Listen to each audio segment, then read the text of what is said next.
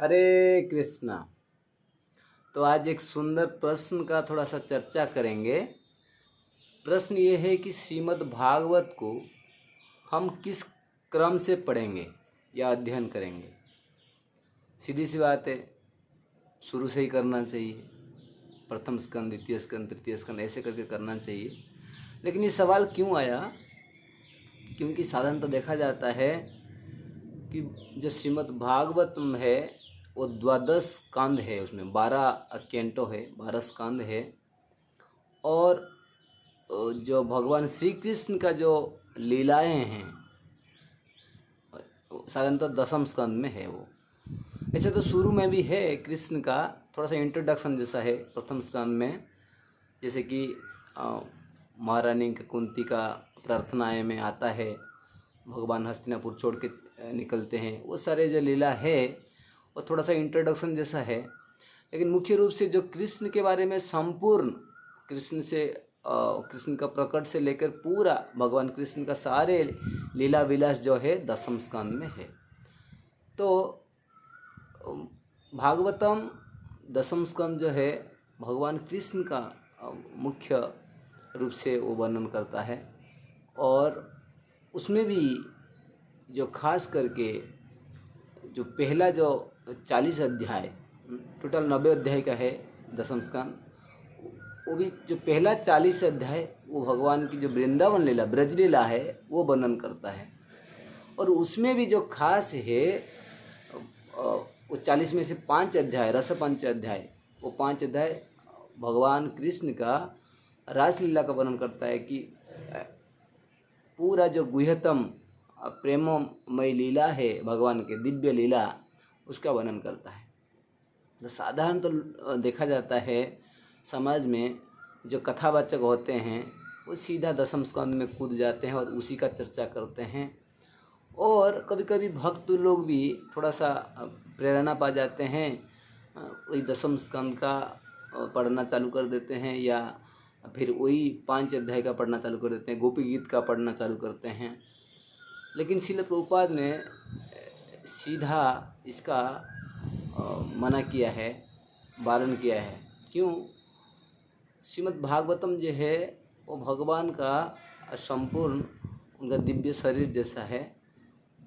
और जैसे कि हम भगवान का कोई भी दर्शन करते हैं या उनका पूजा करते हैं, श्रृंगार करते हैं, आरती करते हैं, उनका श्री पदपंकज यानी कि उनका पदजुगल से प्रारंभ करके धीरे धीरे ऊपर की तरफ जाते हैं। उनका श्रीमुख दर्शन करने से पहले पहले नीचे से इनका भगवान का चरण कमल से ही प्रारंभ करते हैं। वैसे ही जो प्रथम द्वितीय स्कंद होता है भगवान का चरण कमल होता है, बाद में तृतीय चतुर्थ भगवान का जो जंघा होता है, और जो पांचवा होता है भगवान का नाभि कमल होता है, जो छठा होता है भगवान का वक्षस्थल होता है, सातवां और आठवां जो होता है भगवान का जो दोनों भुजाएं होता है, नववां स्कंद होता है भगवान का वो कंठ होता है गले जैसा गले, और जो 10वां स्कंद है भगवान का श्री मुख मंडल, और 11वां जो होता है भगवान का जो कपाल होता है फॉरहेड, और 12वां भगवान का मस्तक। ऐसा है वर्णन है। तो सीधा भगवान का श्रीमुख का हम दर्शन करने के लिए योग्यता नहीं होता है, इसके लिए नीचे से करना चाहिए। श्रील प्रभुपाद तो अनेक जगह पूरा भागवत का शुरुआत में ये खंडन किया है, मना किया है सख्त अनेक जगह कि भागवतम को हम पहले जब शुरू का अगर 9 स्कंद पढ़ाई नहीं करेंगे, अध्ययन ठीक से नहीं करेंगे, नहीं समझेंगे, तब दसम स्कंद में नहीं घुसना चाहिए। क्योंकि हमारा तब तक क्या होता है, हमारा ये जो बद्धता है या भौतिक चेतना से थोड़ा सा अभी हम शुद्ध नहीं होते हैं, तो फिर भगवान का जो दिव्य लीला को हम समझ नहीं पाते हैं। वो कोई आम स्टोरी जैसा लगेगा, साधारण कहानी जैसा लगेगा। भगवान का और गोपियों का जो दिव्य लीला है उसको कोई फिल्मी जैसा लगेगा। और क्या होगा, भगवान का जो दिव्य लीला जिसमें कोई काम का एक थोड़ा सा रंच मात्र लेस मात्र भी नहीं है, भगवान का लीला दिव्य होता है, वो सब हम नहीं समझ पाएंगे। इसके लिए तुरंत उसमें नहीं घुसना चाहिए। लेकिन कभी कभी क्या होता है, भक्त लोग बड़ा अति उत्साह के कारण होता है या अज्ञानता के कारण होता है या कुछ भी, कभी कभी दसम स्कंद में घुस जाते हैं। हम जानते हैं कि गोपी गीत जो होता है भगवान के रासलीला के समय, जब भगवान लीला करने के लिए थोड़ा सा विरह भाव प्रकट करने के लिए कभी कभी बिछड़ जाते हैं, और गोपियाँ सर क्या करती हैं, विरह भाव से गान करती है। वो बड़ा ऊंचा स्तर का है। वो सब हम इतना जल्दी वो सब अगर करेंगे तो सहजिया हो जाएंगे वो सब। तो लेकिन गोपी गीत बड़ा उन्नत स्तर का है। हम श्रवण कर सकते हैं, कोई महान वैष्णव अगर गा रहे हैं तो उनका श्रवण कर सकते हैं। हाँ यार, वही कोई कभी कभी हम दामोदर महीने में गाते हैं भक्तों के संग में तो ठीक है, लेकिन अकेले में नहीं। और कभी कभी हम देखते हैं भक्त लोग अकेले में भी पढ़ने लगते हैं डेली, और वो भी ठीक है, बाहर से कोई अगर कोई पेपर में लिखा हुआ है वो भी ठीक है, लेकिन भागवतम खोल के दसम स्कंद का वो भी रस पंचाध्याय खोल के उधर से पढ़ना वो थोड़ा सा ठीक नहीं है। इस कारण हमको समझना चाहिए, प्रभुपाद ने मना किया है, उसमें घुसना ही नहीं चाहिए। पढ़ेंगे प्रभुपाद, एक तो अनेक जगह प्रभुपाद ने बोला है, लेकिन खास करके श्रीमद् भागवतम के द्वितीय स्कंद के द्वितीय अध्याय के 12 नंबर श्लोका जो है 2 to 12, उसका तात्पर्य में श्रील प्रभुपाद पूरा फटकार लगाते हैं। ऐसा फटकार लगाते हैं, अगर पढ़ लेंगे और समझ लेंगे तो कभी दुस्साहस नहीं करेंगे कि इसमें घुसने के लिए। प्रभुपाद सीधा फटकार लगाते हैं, कितना हेवीली बोलते हैं श्रील प्रभुपाद। देखिए बोलते हैं, ऐसे अनेक नवसिखिया है, मतलब न्यूफाइड जो है, ऐसे अनेक नवसिखिए हैं जो तुरंत ही दसम स्कंद से अध्ययन प्रारंभ करने लगते हैं, और उसमें भी विशेष रूप से वो 5 अध्याय जिनमें भगवान की रासलीला का वर्णन है। ये निश्चय ही अनुचित है। भागवत के ऐसे अनुचित अध्ययन के श्रवण से भौतिक अवसरवादियों ने भागवत के नाम पर विषयी जीवन में लिप्त होकर उधम मचा रखा है। भागवत को इस तरह लांछित करने का कार्य तथाकथित भक्तों के कार्य से संपन्न हुआ है। तो यहाँ पर श्रील प्रभुपाद कितना हेवी हो जाते हैं। क्यों? क्योंकि ये प्रभुपाद का बड़ा जो दुख है वो निकलता है कभी कभी उनका तात्पर्य में। हाँ, जो तथाकथित कथावाचक है, तथाकथित सो कॉल्ड डिवोटी है, वो लोग ऐसा करते हैं, सीधा दसम स्कंद में घुस जाते हैं, और उसका ठीक तरह से अब शुद्धि नहीं होता है, भगवान का दिव्य लीला को यथारूप समझ नहीं पाते हैं, और अनाप शनाप बजते रहते हैं भगवान के बारे में, राधा रानी के बारे में, कृष्ण के बारे में। इसके लिए श्रील प्रभुपाद उसी परपोर्ट में आगे बताते हैं। इसके लिए जो कंक्लूजन देते हैं क्या, कि अतएव उन्हें अपने आप को भागवत के प्रथम 2 स्कंद को ही पाठ करने तक सीमित कर लेना चाहिए। कम से कम पहला एक प्रथम और द्वितीय स्कंद को बड़ा अच्छा से पढ़ना चाहिए। जब तक पहला और दूसरा स्कंद यानी कि भगवान का 2 चरण कमल को हम ठीक तरह समझ नहीं पाते हैं तो फिर आगे क्या समझेंगे। इसलिए अतएव उन्हें अपने आप को भागवत के प्रथम 2 स्कंद का ही पाठ करने तक सीमित कर लेना चाहिए। प्रथम 2 स्कंद बड़ा गुरुत्वपूर्ण। इसके लिए जब भक्ति वैभव कोर्स होता है मॉड्यूल 1 में केवल 3 स्कंद है, प्रथम द्वितीय और तृतीय तक सीमित है। भक्ति वैभव मॉड्यूल 1 मायापुर इंस्टीट्यूट की तरफ से जो शिक्षा दिया जाता है उसमें तीसरा स्कंद तक पढ़ाते हैं मॉड्यूल 1 में, आगे है ही नहीं। फिर चौथा से आगे दूसरा मॉड्यूल में पढ़ाएंगे, है ना। एक सिस्टमेटिक श्रील प्रभुपाद ने बताया, इसके लिए बड़ा सीरियस चीज़ है। आगे बताते हैं, मनुष्य को पहले प्रथम 9 स्कंदों की विषय वस्तु को आत्मसात करके शुद्धि की प्रक्रिया पूरी करना चाहिए। प्रभुपाद बताते हैं तब उसे श्रीमद् भागवत के 10वें स्कंद में प्रवेश की अनुमति दी जानी चाहिए। तो इसके लिए ऐसे अनेक भक्त है 9वां स्कंद खत्म करने के बाद भी 10वां स्कंद में घुसने के लिए दुस्साहस नहीं करते हैं, और उन अपने जो शिक्षा गुरु है या गुरु उनसे सब जिज्ञासा करते हैं, उनसे अनुमति लेते हैं, उनसे प्रेरणा लेते हैं, आशीर्वाद लेते हैं, तब जाते हैं। लेकिन कभी कभी जैसे श्रील प्रभुपाद बताते हैं नवसिखिया भक्त जो होते हैं थोड़ा सा इधर उधर सुन के प्रेरणा लेते हैं, लेकिन ठीक नहीं है, प्रभुपाद ने मना किया है। देखिए राधा रानी का जो स्तर है उसको समझना चाहिए। राधा रानी कौन है? राधा रानी कोई साधारण कोई बालिका नहीं है, कोई ब्रज का कोई साधारण गोपी नहीं है। ऐसे तो गोपियाँ भी तो बहुत उच्च स्तर है उनका, उनको समझ नहीं पाएंगे हम लोग। इसके लिए कभी कभी हम देखते हैं राधा रानी का राधे राधे बोलते हैं, गाते कीर्तन भी, वो भी अलाउड नहीं है। हाँ, सादा करके गौड़ियों के लिए। हाँ, जो ब्रजवासी है वो लोग राधा राधा बोलते हैं, हम लोग हरे कृष्ण बोलेंगे। मतलब हरे मतलब तो राधा रानी है, लेकिन उनके साथ कृष्ण बोलेंगे। हाँ, हरे कृष्ण बोलेंगे, वो भी राधे कृष्ण नहीं। क्यों? राधा रानी का स्तर बहुत ऊंचा है। राधा मतलब कृष्ण वही है, जो राधा वही कृष्ण है। राधा पूर्ण शक्ति कृष्ण पूर्ण शक्तिमान, दुई वस्तु भेद नहीं शास्त्र प्रमाण। इस शास्त्र का प्रमाण है, राधा और कृष्ण दोनों सेम है, और उन्हीं का परिप्रकाश हुए श्री चैतन्य महाप्रभु। श्री चैतन्य राधा कृष्ण ना है अन्य।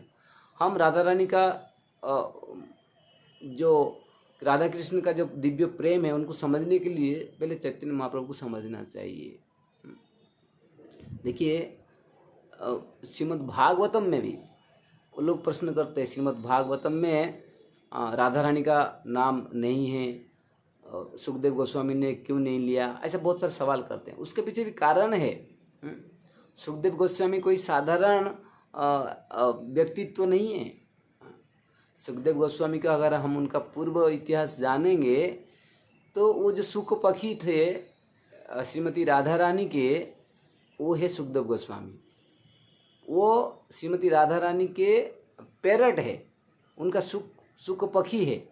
हमेशा श्रीमती राधा रानी के बाएं हाथ के ऊपर बैठती थी वो सुख पखी, और राधा रानी उनको जो क्या होता है अनार खिलाती थी, और खिलाने के बोलती थी बोलो कृष्णा कृष्णा। वो खाती थी और बोलती थी कृष्णा कृष्णा, ऐसा। तो ये राधा रानी का पार्षद है, उनका संगी है, तो कोई साधारण जीव नहीं है वो, ठीक है, नित्य सिद्ध है। तो वो जब कृष्ण ये यहाँ पर अपना भौम वृंदावन में लीला खत्म करके गोलोक वृंदावन चले गए, हाँ, राधा कृष्ण, तो फिर सुख पखी जो था वो घूमते रहे, कहाँ पर कृष्ण कथा हो रहा है श्रवण करेंगे, है ना। जो कृष्ण कथा के प्रेमी है वो तो ढूंढते रहेंगे, कहीं पर भी हो तो पहुंच जाएंगे, है ना। तो पहुंचते ढूंढते आके एक जगह पहुंचे, वो है एकाम्र कानन, जो आज के भुवनेश्वर है। एकाम्र कानन में परम वैष्णव शिवजी शंकर भगवान अपने पत्नी देवी पार्वती को सुना रहे थे, क्या, श्रीमद् भागवत का कथा। ये अमल पुराण है श्रीमद् भागवतम का कथा, वैष्णव को बहुत प्रिय है। और परम वैष्णव कौन है? शिव जी है। बोलते हैं ना, निम्नगणम यथा गंगा देवानाम अच्युत यथा वैष्णवानाम यथा शंभु पुराणम इदम तथा। जैसे गंगा जितना निम्नगण नदी है उनमें श्रेष्ठ गंगा है, देवों में से श्रेष्ठ है अच्युत भगवान कृष्ण है, ऐसे वैष्णवानाम यथा शंभु, वैष्णव में से श्रेष्ठ जो है वो शंकर भगवान है। और ऐसे जितना पुराण है, पुराण में श्रेष्ठ है श्रीमद् भागवतम, वो वैष्णव को बड़ा प्रिय होता है। ये जो शंकर भगवान है हमेशा भागवत कथा करते हैं, और कोई नहीं रहता तो उनका श्रोता एक तो फिक्स श्रोता है, वो है माता पार्वती, उनको सुनाते रहते हैं। तो एक बार सुना रहे थे, तो ये माता पार्वती को बड़ा इंटरेस्ट था कि कैसे भगवान के दिव्य लीला श्रवण करेंगे। वो तो दसम स्कंद में है, लेकिन शुरुआत में जो पहला दूसरा तीसरा वो सब तत्व से भरा रहता है। तो इसके लिए भागवतम का जो शुरू कोई पढ़ेगा ना, थोड़ा सा इतना उसमें तो लीला नहीं है, तत्व से भरा हुआ रहता है, तो इतना बोरिंग सा फील होता है थोड़ा सा। तो जितना जब शंकर भगवान बता रहे थे, माता पार्वती सुन रही थी, तो सुनते पहला दूसरा के बाद थोड़ा सा उनको नींद आ गया। और ये जो सुख पखी है, राधा रानी के सुख पखी, वो उड़ते आके वो आम्र का जो वृक्ष है उसके ऊपर बैठ के सुन रही थी वो सुख पखी। और माता पार्वती को भगवान शिव बता रहे थे, सुना रहे थे, और बीच बीच में हूँ बोल रहे थे, हाँ ठीक है, मतलब कोई रेस्पॉन्ड कर रहे थे माता पार्वती। लेकिन जब दूसरे स्कंद के बाद भगवान के पार्वती माता शिव जी का जो कथा में कोई रेस्पॉन्ड नहीं कर रहे, हूँ नहीं बोल रहे, तो फिर कथा बंद हो जाएगा। अगर शंकर भगवान को समझ जाएगा कि नहीं श्रोता तो सो गए हैं तो फिर बोलेंगे नहीं, ठीक है। तो ये सोने का प्रक्रिया उधर से शुरू हुआ है, हम लोग जो सो जाते हैं। तो फिर इनको लेकिन कथा में बड़ा रुचि आ रहा था, मज़ा आ रहा था। कौन? अपना सुख पखी। इसके लिए उन्होंने थोड़ा सा छल किया, उन्होंने माता पार्वती की बजाय खुद हूँ बोलने लगे। तो देखिए, कृष्ण कथा श्रवण करने के लिए कभी कभी छल करना पड़ता है, जो कि अलाउड है। भक्त लोग कभी बोलते क्या है, इस घर में प्रॉब्लम है, इसका प्रॉब्लम है, कोई घर में कोई बीमार है, ऐसा बोल के कभी कथा में आ जाते हैं, प्रोग्राम में आ जाते हैं, ऑफिस से छुट्टी ले लेते हैं, वो अलाउड है। तो ऐसे यहाँ पर सुखदेव गोस्वामी जो सुख पखी है राधा रानी के, वो भी ऐसे छल कर थोड़ा सा हूँ बोल रहे। तो ऐसे करके पूरा कथा सुना देते हैं। कथा सुनाने के बाद देखते हैं शंकर भगवान भी बड़ा मशगूल थे, वो भी बड़ा रसिक वक्ता है। बोलते बोलते बोलते बोलते जब अंत में उनका ध्यान पड़ता है, तो माता पार्वती, तो पार्वती देवी तो सो गई है। फिर हूँ कौन बोल रहा था? अभी तक मैं किसको सुना रहा था? ये बात कौन, किसने सुन लिया? और ऐसा तो कोई नहीं है कि जो मतलब नहीं सुनना चाहिए, जिसका योग्यता नहीं वो तो नहीं सुन लिया। ऐसा करके देखा तो एक पक्षी बैठा हुआ है ऊपर पेड़ के ऊपर, सुख पक्षी, पैरट। फिर उनको पकड़ने के लिए, उनको पूछने के लिए कौन है तुम, क्या है करके भगाने के लगे, तो उनका पीछे पीछे भागने लगे और ये डर गए सुख पक्षी। शंकर भगवान क्रोधित हो जाएंगे, क्या करेंगे पता नहीं, है ना, तांडव मचा देंगे पूरा। और उड़ते उड़ते डर के मारे उनके पीछे पीछे शिव जी भाग रहे, और भागते भागते भागते भागते जाके बद्रिकाश्रम पहुंच गए। और बद्रिकाश्रम में भी वही चीज़ चल रहा था, उधर भी कथा चल रहा था। श्रील व्यासदेव वो सुना रहे थे, अपने पत्नी को सुना रहे थे कथा, श्रील व्यासदेव। और वहाँ पर वो भी इतना भावुक हो गए थे व्यासदेव के पत्नी, उन्होंने मुख, जो अपना मुंह है वो खुला करके सुन रहे थे, और ये कोई जगह नहीं पाकर उनका मुंह में घुस गए। ऐसा करके उनका घर में चले गए जो सुख पखी। ऐसा करके 16 साल वहाँ पर थे, है ना। तो ऐसा करके फिर आगे लीला आता है, वो नहीं निकल रहे थे। फिर श्रील व्यासदेव ने उनको बहुत बोला कि भाई बेटा आ जाओ बाहर अभी, है ना, पुत्र के रूप में। लेकिन वो बोले नहीं, मैं अगर बाहर आऊँगा तो फिर माया में पड़ जाऊँगा, मुझे बाहर नहीं आना है, यहाँ पर ठीक हूँ, आप कथा सुनाते रहिए, उनसे सुनता रहूँगा मैं। तो फिर आगे कथा आता है कैसे फिर वो बहुत अनुनय मिलने के बाद, जब भगवान विष्णु के बाद श्रील व्यासदेव गए तो फिर आके बताए, तो फिर वो बाहर आते हैं और आके तुरंत ही कोई संस्कार किए बिना ही जंगल में चले जाते हैं ऐसे ही।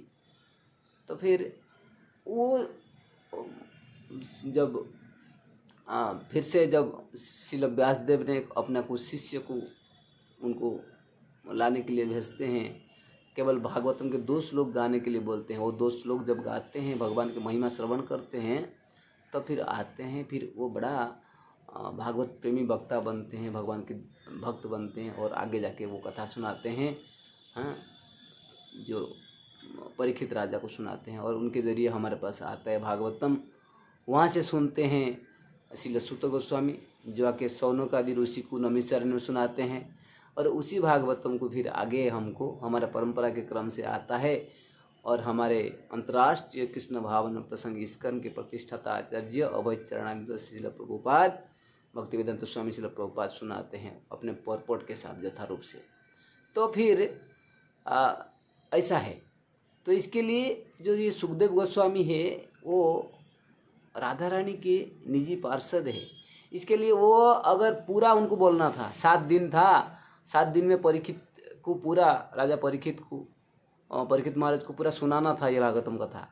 अगर वो राधा रानी का नाम बोल देंगे ना तो फिर उनका कंठ रुद्ध हो जाएगा, मतलब भाव में आ जाएंगे, फिर आगे बोल नहीं पाएंगे। इसके लिए वो डायरेक्टली नहीं बोलते हैं, इनडायरेक्टली लेते हैं, परोक्ष भाव से उनका नाम लेते हैं, लेकिन डायरेक्टली नहीं लेते हैं।